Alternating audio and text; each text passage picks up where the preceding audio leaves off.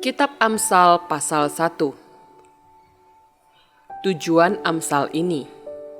Amsal-amsal Salomo bin Daud, Raja Israel, untuk mengetahui hikmat dan didikan, untuk mengerti kata-kata yang bermakna, untuk menerima didikan yang menjadikan pandai, serta kebenaran, keadilan dan kejujuran, untuk memberikan kecerdasan kepada orang yang tak berpengalaman, dan pengetahuan serta kebijaksanaan kepada orang muda. Baiklah orang bijak mendengar dan menambah ilmu, dan baiklah orang yang berpengertian memperoleh bahan pertimbangan. Untuk mengerti amsal dan ibarat, perkataan dan teka-teki orang bijak.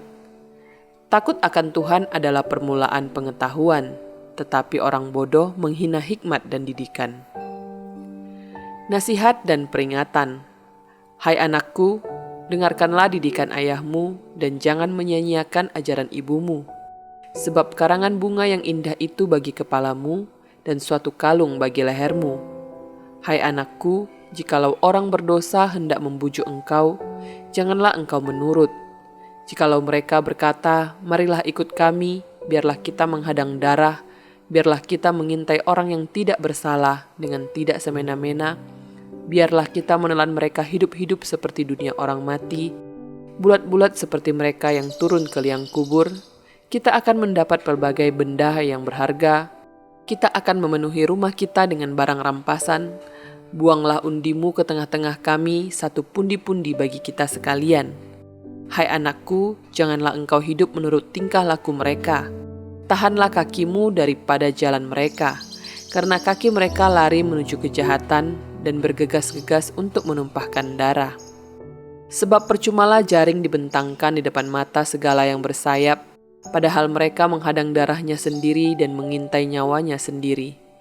Demikianlah pengalaman setiap orang yang loba akan keuntungan gelap, yang mengambil nyawa orang yang mempunyainya. Nasihat hikmat. Hikmat berseru nyaring di jalan-jalan, di lapangan-lapangan ia memperdengarkan suaranya. Di atas tembok-tembok ia berseru-seru, di depan pintu-pintu gerbang kota ia mengucapkan kata-katanya. Berapa lama lagi, hai orang yang tak berpengalaman, kamu masih cinta kepada keadaanmu itu? Pencemooh masih gemar kepada cemooh, dan orang bebal benci kepada pengetahuan. Berpalinglah kamu kepada teguranku, sesungguhnya aku hendak mencurahkan isi hatiku kepadamu, dan memberitahukan perkataanku kepadamu. Oleh karena kamu menolak ketika aku memanggil, dan tidak ada orang yang menghiraukan ketika aku mengulurkan tanganku, bahkan kamu mengabaikan nasihatku dan tidak mau menerima teguranku, maka aku juga akan menertawakan celakamu. Aku akan berolok-olok apabila kedahsyatan datang ke atasmu.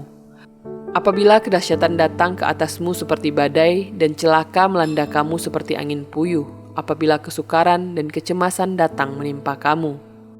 Pada waktu itu mereka akan berseru kepadaku, tetapi tidak akan kujawab. Mereka akan bertekun mencari aku, tetapi tidak akan menemukan aku. Oleh karena mereka benci kepada pengetahuan dan tidak memilih takut akan Tuhan. Tidak mau menerima nasihatku, tetapi menolak segala teguranku.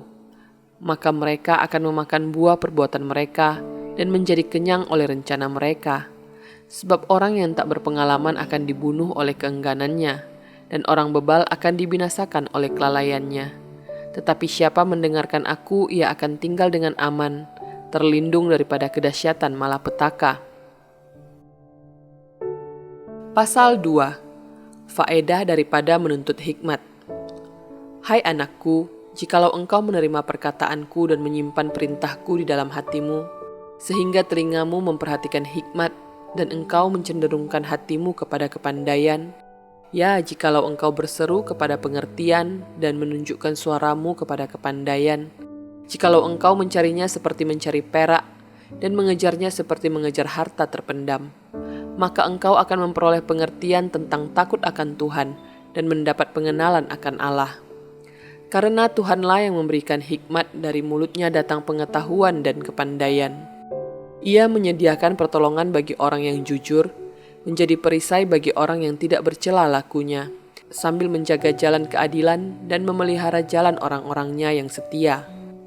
Maka engkau akan mengerti tentang kebenaran, keadilan, dan kejujuran, bahkan setiap jalan yang baik.